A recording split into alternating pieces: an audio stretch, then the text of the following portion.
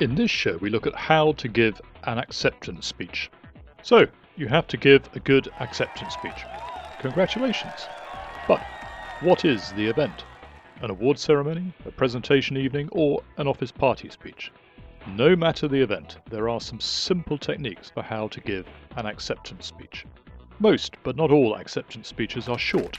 So, take a cue from the Academy Awards. That's the Oscars. They organised a 45-second speech rule for acceptance speeches back in 2010. Therefore, you can expect any Oscars acceptance speech to be curtailed with a musical accompaniment after 45 seconds. And it does work, because there are so many examples of acceptance speeches that never seem to stop. But beyond brevity, your acceptance speech should contain all the right elements, the key points that just have to be there. So what should you include in your acceptance speech? An introduction, perhaps with a story, thank yous to people who have helped you, next steps or learning points, and then a thank you and a goodbye. And that really is it. Your acceptance speech is just your chance to say thank you for the recognition. And yes, it's a thank you for the appreciation. Not least because you are grateful for the privilege. That certainly came through with the Kate Winslet acceptance speech for Mildred Pierce. So, who will you mention in your acceptance speech? Again, it's best to keep your list short, because we've all heard those acceptance speeches where every member of the family is mentioned, plus the masseurs and the pet dog. So, seriously, aim to keep your thanks relevant to the main subject. If you're lucky enough to be in with a chance of winning an Oscar, we might expect to hear you thank the producers. But if it's Harvey Weinstein, perhaps not.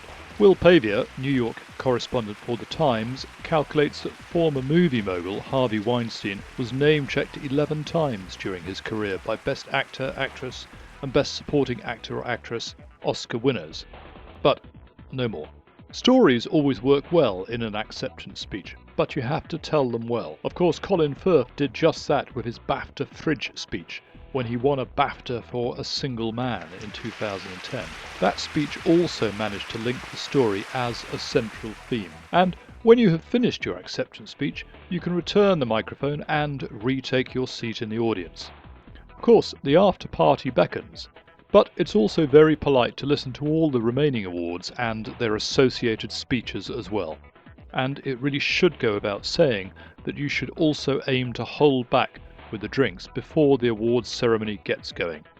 If you are a nominee, that is, because you might well win. That was clearly a problem with a Mariah Carey speech when she won an award at the Palm Springs International Film Festival in 2010. Now, is there room for an impromptu speech? Of course there is.